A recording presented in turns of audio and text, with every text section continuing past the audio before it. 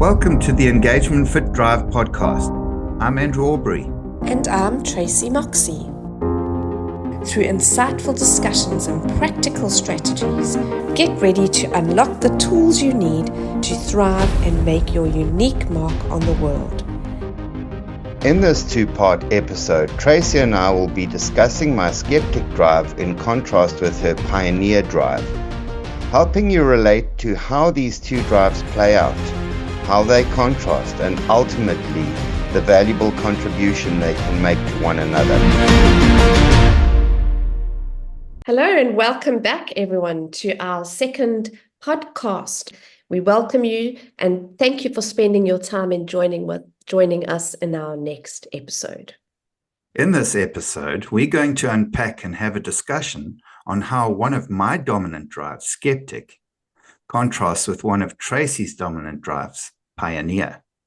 For each drive, we will use a descriptor as a starting point, and I will personalize how we see this dominant energy in ourselves.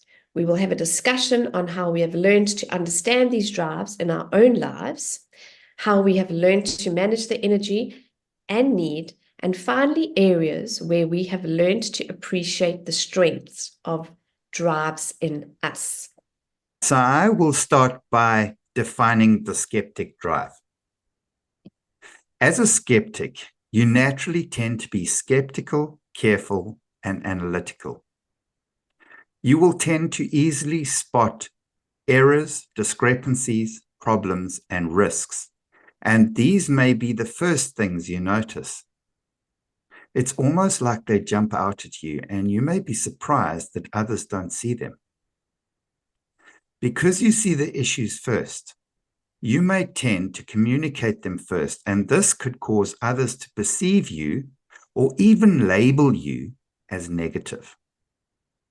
You may ask a lot of questions to reveal the facts, risks, or errors, such as why, or how do you know that, or what if.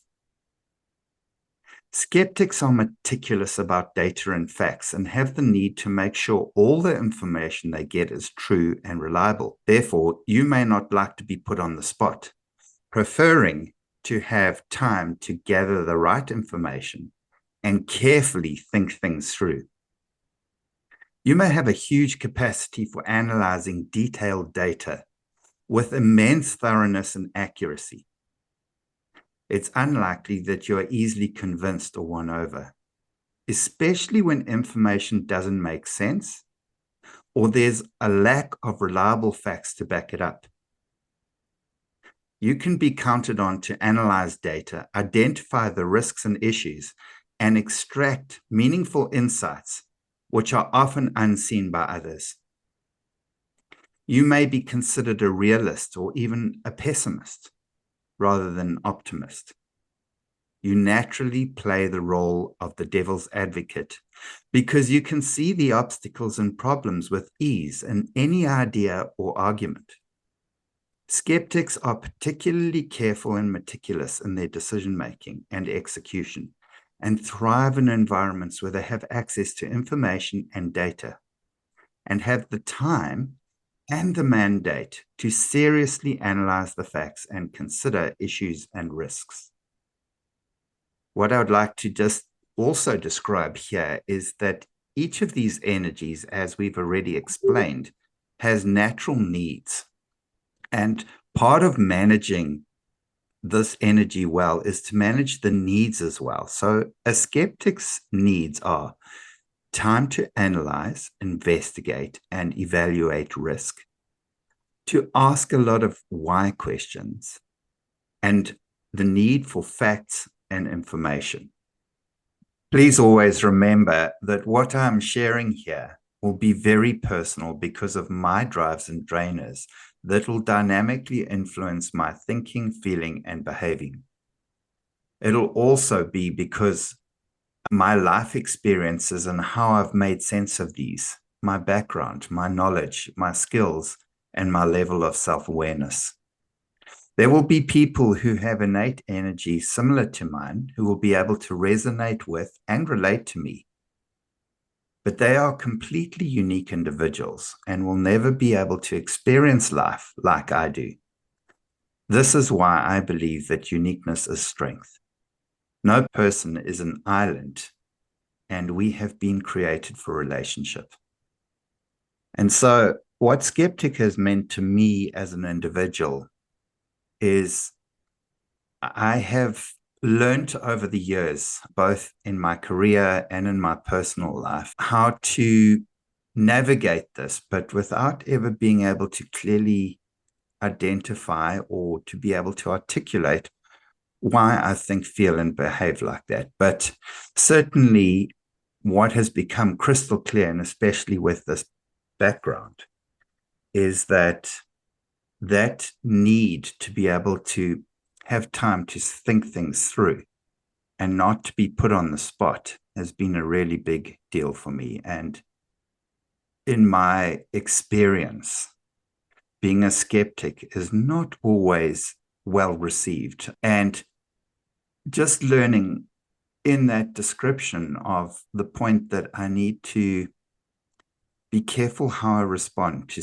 how I see things, and to make sure that how I ask questions or how I speak to people or make observations of the things I see, that I'm actually pause to think about that before just articulating it without thinking what I'm saying, because that often does tend to the label of being pessimistic.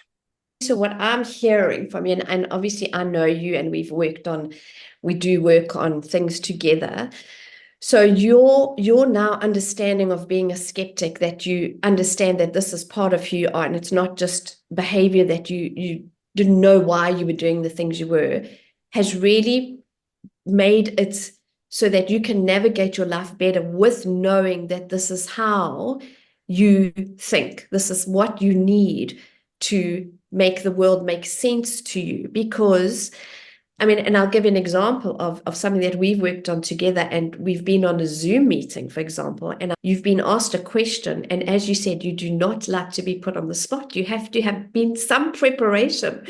And just to watch your whole body language, that absolute fear that comes up through your body when you are not prepared. This doesn't mean that you don't know the answer, or you don't have, something to add, or you don't have value. It's just that your whole nervous system kind of goes into shutdown. Am I saying that right? Is that what it feels like when you're put on the spot? Yes, I think what I have learned with emotion that has been really, really valuable is the power of just pausing when you feel a very strong rush of emotion. I think one thing I need to clarify very carefully, though, is that if I've had the time to think something through deeply, then being put on the spot and being able to articulate what I think or given an opinion is easy, because I've had the time to think it through. And I've had the time to make sense of things and to back it up with fact. But in a situation where it's something new and I'm listening to something, specifically in a situation like this where I'm posed a question, the tendency is to be very aware of what is happening in me around feelings and to say, okay, just slow down, take time to think about this. And if it is something I don't know, because of that need for accurate facts and information, just to say, right now, I don't know what to think about that. But if you can just give me some time to think about it, I will definitely get back to you, articulate my thoughts on the issue, but I can't do that right now. And just learning that has been hugely liberating. And Andrew, on that note, you said the word think quite a few times, and skeptic falls under thinking drives. So you have to make sense of things. So you don't just go straight to feeling or straight to just doing stuff and reacting or behaving in a certain way. This is a thinking drive. The time to think is not only time to be able to think about the different options and what I see, but it's also time to be able to, as you said, make sense. And the biggest need for time for this particular drive is time to be able to get the information that you can back your insights with. And that doesn't happen fast. And I think one of the other aspects about this particular drive that is really interesting is playing devil's advocate. Now, has been such a great understanding for me to get clear on what that is. So playing devil's advocate doesn't mean that you're just trying to be difficult. But when you are listening to what somebody is saying, in my mind and in my head, I'll think that doesn't really make sense. And therefore, I have a strong need to be able to say, hang on a second, that doesn't make sense. Would you allow me time for myself just to be able to think about it and to get the information and the facts behind it so that if I have an opinion on it, I have clarity on it, because clarity is a very real thing for a skeptic. Yes. And Andrew, in my coaching and what I've learned from going in and learning more about these amazing drives is that if you're coaching somebody with a strong skeptic drive, is don't just give them a sentence. They need lots of information to make sense of things. I've got a client who she's a strong skeptic, and she comes to me and she goes, Tracy, I've just found out more information of what we were discussing, and here's the link to go. So she gave me more information about what I was coaching on her on. So it's such a great learning for me also as the coach to understand that your brain is requiring much more facts, information to make sense of where we are in the coaching process. So I wanted to ask you, when you say you see that there's a problem in front of you or an obstacle, is that real or perceived when you are in that moment? That's a great question, Tracy. And generally, when you are looking at different arenas or different ways of seeing things, whether it's real or not is another aspect of where skeptics get criticized in terms of pessimism, because quite often people will say, oh, you're just fearful. Well, I have learned to really value the power of this drive around understanding fear better. And some of the greatest takeaways that I've really come to value about it is fear is a good thing, and fear can be a bad thing too. Fear so that you don't put your hand on a stove and get your hand burnt is a really good thing, because the whole point of fear is self-preservation.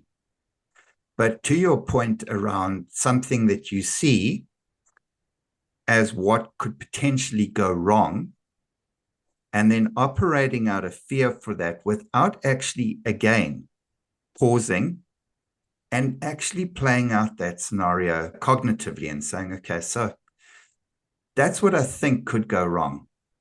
If I actually went ahead and did that, one of the valuable exercises is to play that out and say, okay, well, what are the chances that could be real? And if the chances are, if you recognize just by that thought process, and this is what I really love about the skeptical mindset, is being able to think about it and to say, that's really irrational. And therefore, I can just dispel that fear as being irrational fear, and I don't need to pay attention to it. But if the scenario is something where it actually could be a reality, then the question I need to ask myself is, well, then what am I going to do about it? And in being able to come up with some sort of game plan, understanding that it might never play out, but having a game plan if it does, allows me to just let go of that thing, having done due diligence to thinking it through. That explains a lot, Andrew. Thank you. That does make a lot of sense. And then, have you got an example of a time in your life where skeptic has held you back and how it impacted your life at that time? So one thing that I have absolutely loved about engagement for drive and around the principles of positive psychology is to start asking yourself, what is right with me, as opposed to asking yourself, what is wrong with you? And I think we mentioned in podcast episode 1 of our podcasts that all drives are immature to start with, and they need time to settle and for maturity to come. So I think that a lot of these energies, when we're growing up, can be very misunderstood and can be all over the place. Once our frontal lobes development is complete, you tend to become more of who you are. But up until that stage, you can get a lot of labels aimed at you when you are different and people don't understand that difference. And I think the value of doing this sort of thing is to start asking yourself, what is right with me? And certainly there's the component of we need to manage these drives well. So what value do I bring with this? And one of the greatest, most valuable things that I've taken away from this process is to understand where I can have impact and what value I can bring to a situation because I'm wired like this, because this is how this drive works. And that's why I feel self-awareness is a critical component as a foundation for everyone, so that you can understand how these energies work, and then you can learn to manage them well through life disciplines, through skills, and through learning and knowledge. So do you think it would be helpful for people listening to our beautiful podcast that if you feel that you can relate to being a skeptic and you feel that that is could be one of your drives, do you think that in a situation where you're having those thoughts of what could go wrong or this is not right or whatever, needing that more information is to communicate what you need, that could bring you out of those people judging you about what you think is they don't realize what's going through your brain. And if you communicate that, that could be a way to enlighten the people that you're with because of where your brain goes to and what is coming up. I am learning and still very much in the state of learning around practicing the power of being able to pause in a situation, especially when there's a strong emotional component to the way that energy plays out. And the value of being able to think through something and then to come back and to have thought about how you want to articulate it. So often, we can have situations in lives where we see things, and the way I present what I see and how I articulate it can cause offense in another person. And they can very quickly decide you're being judgmental or that's not valuable. And therefore, I'm just going to write off what you have to say. Whereas if you've had time to think about it and you can come back and your delivery mechanism of how you communicate that is more around asking questions, also explaining to people the reason why you ask questions. Explain to people that the reason why I'm asking questions is for clarity. Once I've built that insight, the delivery mechanism of how I communicate is something I can control and is my responsibility. I'm really grateful that you've actually come into my life with your skeptic drive, how you've impacted the way I think now, and you make me pause and re-look at things because we have very different energies. We absolutely need skeptics in our lives, and they definitely help us see what we don't all see. The big thing with drives is learning how to value what you have, what natural patterns of thinking, feeling, and behaving that you have, and identifying how they play out. And to that point, we read the descriptor earlier of what a skeptic is. But if two skeptics sit down and discuss something, we might be very different because of all those things that I mentioned, like background, skill, experience, knowledge, life experience, and so on. Just to understand the power of getting a perspective from somebody else. And it's my opinion and my experience that a lot of the interrelational problems is not taking time to understand the other person's perspective and what value there could be in that. And I want to just say, when we coach these drives, when we coach managers and team leaders and they learn these drives, they see their team in a whole different way. They then realize that it's not just that person's attitude, the way they're showing up or doing things or not doing things. So the awareness and the learning of us as individuals and how we think, feel, and behave it contributes so much to that team. And we understand each other a little bit much better, and it can only make the team stronger. And I just want to also add that out of all these 29 drives, we actually need to have a little bit of each drive in us and learn what that means and how to be that drive, because it can only grow our personal development in ways that we have no idea. When we get stuck in that fixed mindset, we're not open to how other people think things through or behave or how they feel, we're very limited, very, very limited. And so, Tracy, that's a valuable insight. And I think to that point, please remember that we are all made up of all 29 drive energies.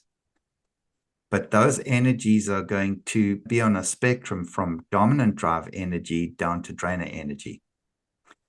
And each one of these descriptors of those 29 drives means that they are very much part of how you are.